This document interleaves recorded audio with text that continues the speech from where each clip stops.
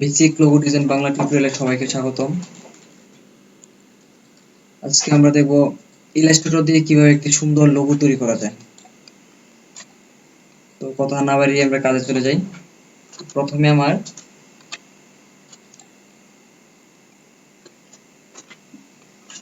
ইলাস্ট্রেটরটি open করতে হবে। আমি সচরাচর ইলাস্ট্রেটর CS6 দিয়ে কাজ করি। CS6 দিয়ে কাজ করে আমার জন্য ভালো লাগে, আমার কাছে অনেক ভালো লাগে। অনেকে CS6, CS5, CS4 দিয়ে কাজ করে, তো CS6 টা আমার জন্য ভালো। তো প্রথমে আমার ফাইলে যেতে হবে, ফাইল, নিউ ক্লিক করার পর এরকম একটা বক্স চলে আসবে।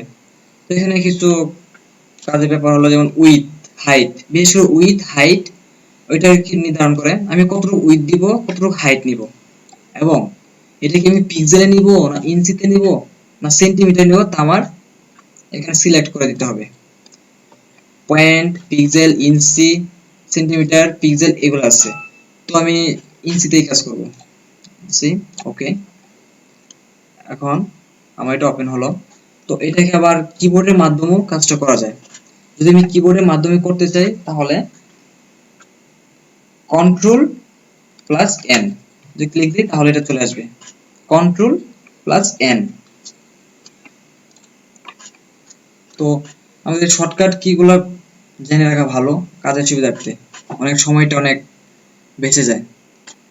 তো আজকে আমরা কিভাবে একটা লেখাকে অনেক সুন্দর একটা স্টাইল করা যায় এবং এটাকে 3D ইফেক্ট করে বিভিন্ন কালার দেওয়া যায়, তো এটা আজকে দেখব। প্রথমে আমি টাইপ টুলসে ক্লিক করব, টাইপ টুলস, আমি টাইপ করব ডব্লিউ, এটাকে আমি এটা বাড়িয়ে দেই, ডব্লিউ লেখার পর সিলেকশনে সিলেক্ট টুলসে আমার ক্লিক করতে হবে সিলেক্ট করার জন্য। তো এটাকে আমি একটু বড় করে নিই। তো আমি সমান্তরালে যদি বড় করতে চাই তাহলে অল্টার শিফট ধরে মাউসের মাধ্যমে মাউসকে ধরে ক্লিক দিয়ে টান দিয়ে বড় করে নেব, তাহলে এটা আমার অটোমেটিক বড় হয়ে যাবে। বড় হওয়ার পর অবজেক্ট ক্লিক দিব, এক্সপ্যান্ড, ওকে। তো এখন যদি চাই একটু বড় করা দরকার তাহলে আমি একটু বড় করে নিই সৌন্দর্যের জন্য। হ্যাঁ, তারপর ইফেক্ট, 3D এক্সটেন্ড, ওকে, প্রিভিউ। তো এটাকে আমি একটু বাড়িয়ে দিই,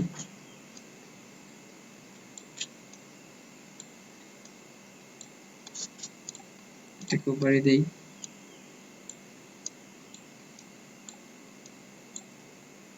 এটা ঘুরিয়ে দিব।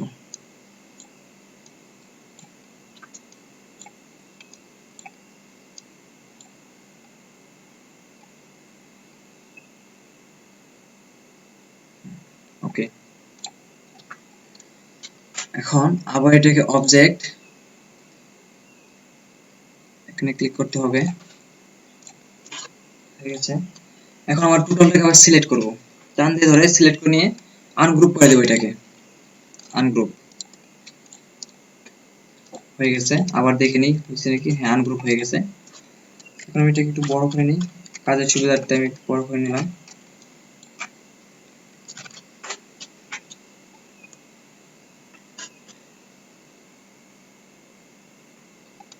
এখানে ক্লিক করে নেব, ডিসিলেকশন। তো আমি প্রথমে এটাকে একটা কালার দেব,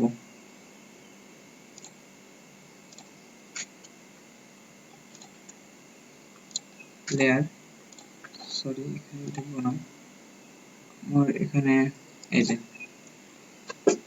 গ্রেডিয়েন্ট, ঢুকতে হবে। তারপর আমি একটা বিভিন্ন কালার দিলাম, আমার মন মতো কোন কালারটা দিলে আমার কেমন দেখা যায় ওইটা দিতে হবে।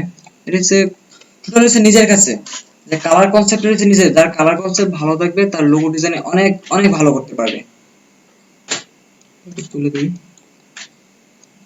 এত কিছু দেওয়ার দরকার নেই আমার।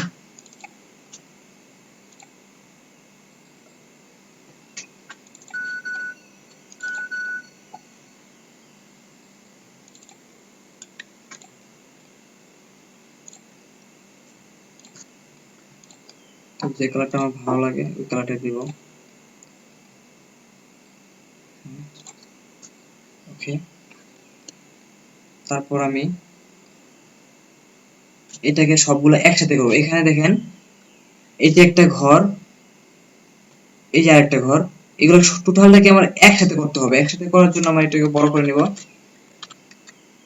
বড় করার জন্য কন্ট্রোল কন্ট্রোল প্লাস, প্লাসে ক্লিক দিয়ে আমার বড় হয়ে যাবে, আর কন্ট্রোল মাইনাস দিয়ে আমার ছোট হবে। বড় করে নিই,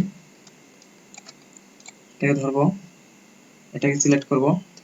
একটাকে একটার সাথে আরেকটা সিলেক্ট করার জন্য শিফট ধরে তারপরে মাউসের মাধ্যমে ক্লিক দিতে হবে। শিফট ধরে ক্লিক দিলাম মাউসের মাধ্যমে, আবার এটাকে সিলেক্ট করব। সিলেক্ট করে পাইথফাইন্ডার, পাইথফাইন্ডার অনেক সময় দেখা যায় পাইথফাইন্ডার এখানে থাকে না, এই টুলস বারে পাইথফাইন্ডার থাকে না, তখন আমরা কি করব? তখন উইন্ডোজে চলে যাব। তো এখানে খুঁজবো পাইথফাইন্ডারটা কোথায় আছে। তো এই যে এখানে পাইথফাইন্ডার আছে, আমি এখানে ক্লিক দিব, সরাসরি চলে আসবে, এই যে পাইথফাইন্ডার চলে আসছে। তো আমার এখানে ছিল, এখানে ক্লিক দেব, সবগুলো আমার একসাথে হয়ে গেছে। এখন টোটালটা একসাথে হয়ে গেছে। এখন ছোট করে নিই এবং এটাকে একটা কালার দিয়ে দিই, গ্রেডিয়েন্ট কালার দিয়ে দিব।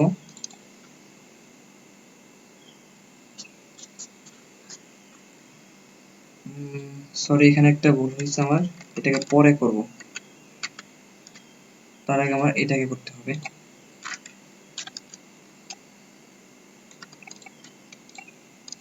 সিলেক্টের জন্য আবার বলি, যখন সবগুলো একসাথে সিলেক্ট করতে চাই তখন শিফট শিফট ধরে মাউসের মাধ্যমে ক্লিক দিব।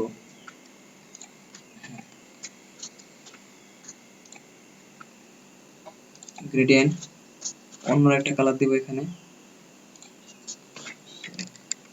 এখানে তো আমি কালার দেওয়ার আগে আমার এটাকে এক করতে হবে। এক যদি করতে হয় তাহলে এখানে ক্লিক দেব, পাইথফাইন্ডার, এখানে এখন আমি কালার করতে পারি এটাকে, তাহলে সেম কালার আসবে। না হলে বিভিন্ন ধরনের এখানে একটা লাইন চলে আসবে, ওই রকম যে কিছুক্ষণ আগে করছি যে এখানে একটা লাইন চলে আসছে। আমি আবার দেখাই, এখানে এটাকে যদি আমি এখন সিলেক্ট করি শিফট, এখন যদি আমি এটাকে এক না করি তাহলে দেখেন কেমন দেখা যায়। এখানে কিন্তু একটা দাগ চলে আসছে, মনে হচ্ছে আলাদা আলাদা দেখা যাচ্ছে। সেই জন্য আমার এটাকে কি করতে হবে?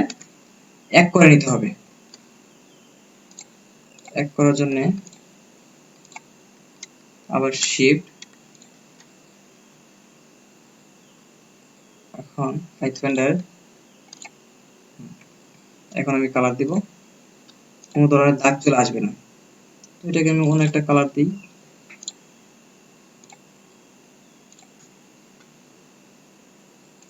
অন্য একটা কালার দিব।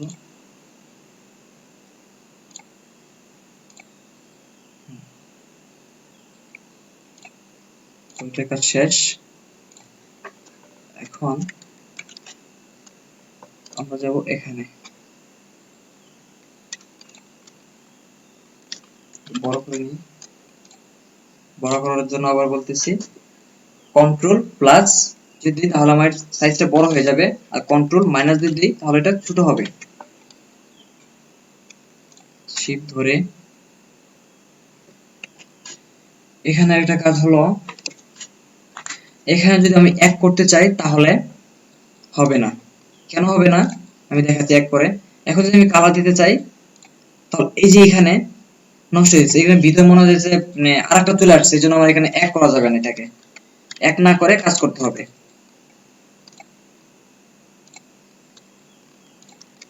ওকে, একটা কালার দিই। হ্যাঁ, এরকম কালারটা, এই কালারটাকে চেঞ্জ করি।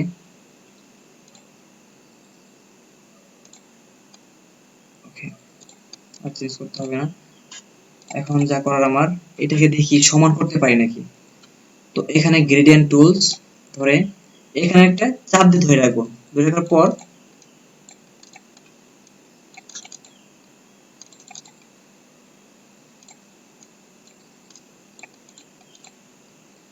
সিলেক্ট করে নিই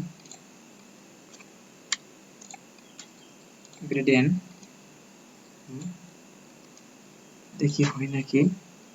এখন দেখি, হ্যাঁ এখন মোটামুটি হয়েছে। ছোট করে নিই। এখন আমার কাজ এটাকে কালার করা।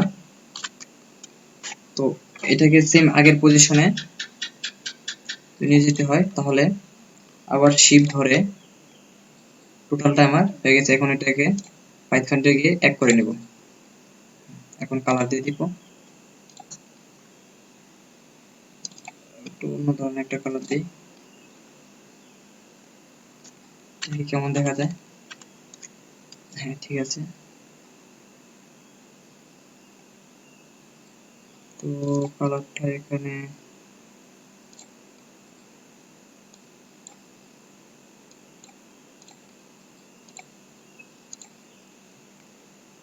তুমি এই কালারটা দিয়ে দেখি কেমন দেখা যায়।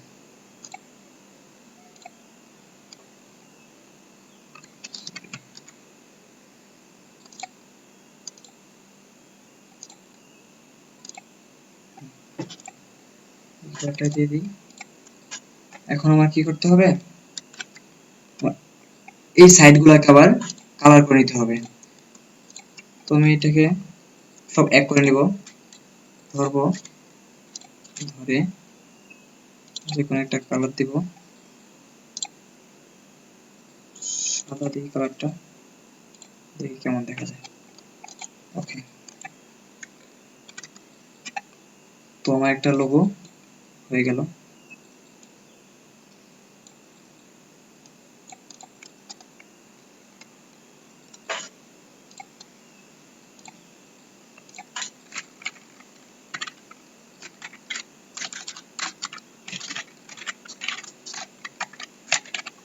লোগো নেই, এটাকে একটু বড় করে নিই।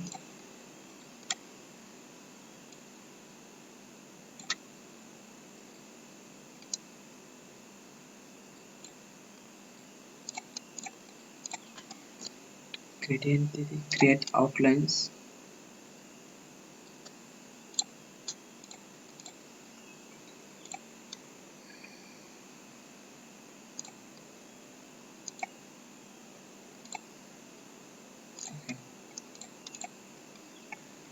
আর হয়ে গেল একটা সুন্দর একটা লোগো। তো এটাকে আমরা সেভ দিব। অবশ্যই আমাদের জেপিজি পিএনজি দিয়ে সেভ করতে হয়। এখন পিএনজি আর জেপিজি এটার মধ্যে পার্থক্যটা কি? যদি আমি পিএনজি তে সেভ দেই তাহলে আমার ওয়েবের জন্য সুবিধা হয়, কারণ ওয়েবের জন্য সাধারণত পিএনজিটাই বেশি ব্যবহার করা হয়, কারণ ইমেজগুলো ফেটে যায় না। আর যদি জেপিজি দেই তাহলে এটার সাইজটা কমে যায় এবং ওইটার মানে যদি জুম করতে যায় তাহলে এটা ফেটে যায়।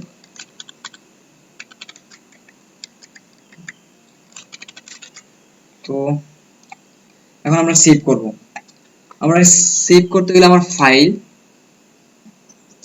সেভ ফর ওয়েব, এখানে ক্লিক দিয়ে সেভ করতে পারি, অথবা আমি শর্টকাট কি ব্যবহার করে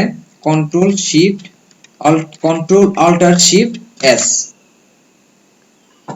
তাহলে আমার সেভ ফাংশনটা চলে আসবে। এখন আমি এখানে দেব কি ফরম্যাটে দেব, এখানে কি পিএনজি দিব না জেপিজি দিব না জিআইএফ দিব, তারপরে অবশ্যই পিএনজি হাই কোয়ালিটি দেব। ওকে, সেভ। আমি আপাতত ডেস্কটপে সেভ করি।